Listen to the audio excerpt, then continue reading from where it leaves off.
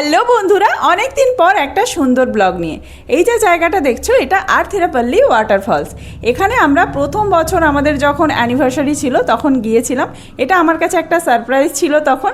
আর আজকে দ্বিতীয় বছর অ্যানিভার্সারিতেও আমরা এই একই জায়গায় গিয়েছিলাম, কারণ এটা আমার ইচ্ছা ছিল যে আগের বছরও যেখানে গিয়েছিলাম একই জায়গায়, মানে একই রাজ্যেই যেহেতু আছি, সেই কারণে ওই একই জায়গায় আমরা যাব আবার। কিন্তু আগের বছর প্রথম ঝর্ণা দেখার যে মানে এক্সাইটমেন্টটা, সেটা অবশ্যই এবছর ছিল না। তবে হ্যাঁ, খুবই ভালো লেগেছিল। গত বছর যখন গিয়েছিলাম জল অনেকটাই বেশি ছিল, এই বছর তুলনামূলকভাবে জল অনেকটাই কম, তাও আমাদের অনেক মজা হয়েছিল। আর এই জায়গা থেকে কিছুটা গিয়েই ছিল কেরালার একটা জঙ্গল। সেই জঙ্গলের মধ্যে দিয়ে গিয়ে আবার একটা ওয়াটারফল ছিল। সেই জঙ্গলটা দিয়ে যখন যাচ্ছিলাম, এটা আমার কাছে একটা নতুন অভিজ্ঞতা ছিল। এই জঙ্গলে বাঘ ভাল্লুক থেকে শুরু করে বিভিন্ন ধরনের নতুন নতুন জীবজন্তু, হাতি, সমস্ত কিছু আছে। কিছুটা গিয়েই একটা একটা করে পোস্টার আছে, সেই পোস্টারে সমস্ত কিছু ছবি দেওয়া আছে আর লেখা আছে যে এখানে কি আছে।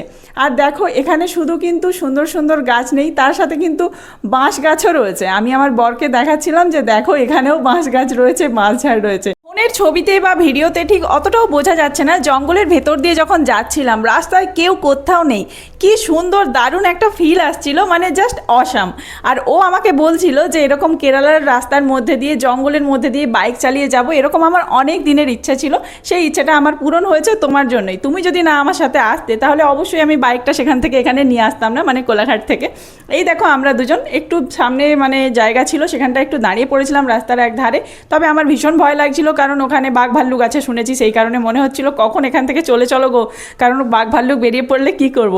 ও তখন আমাকে ভয় দেখাচ্ছিল বাঘ বেরোবে তোমার জন্য। এই দেখো, এখানে যে যাচ্ছে জলটা খুব সুন্দর এখানে লাগছিল, একটা হালকা হালকা ঠান্ডা জলের বাষ্প মতো আসছিল। আমরা দাঁড়িয়েছিলাম, এটা ছিল ঝর্ণার স্টার্টিং পয়েন্ট। স্টার্টিং পয়েন্টের ওপাশের দিকে একটা ড্যাম রয়েছে, সেই ড্যামে আমাদেরকে যেতে দেয়নি, কারণ ওই দিকের রাস্তাটা সন্ধ্যার পর বন্ধ হয়ে যায়। কারণ এই রাস্তা দিয়ে তো বাঘ ভাল্লুক আর অন্যান্য জন্তুরা চলাচল করে, সেই কারণে এই রাস্তা বন্ধ হয়ে যায়।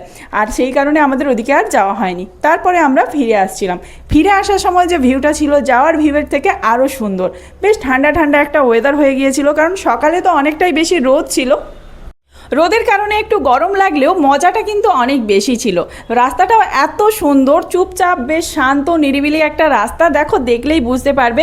আর এরকম জঙ্গলের মধ্যে দিয়ে আঁকা বাঁকা, কখনো উঁচুতে উঠে যাচ্ছি, কখনো নিচে নেমে যাচ্ছি, জাস্ট সেই লেভেলের লাগছিল। মানে 4 চাকায় গেলে যদি কেউ বুক করে, যেমন গাড়ি বুক করে ঘুরতে যায়, তাতে যতটা না মজা, বাইকে করে ঘুরলে কিন্তু অনেক অনেক বেশি মজা পাওয়া যায়, সত্যি কথা বলছি।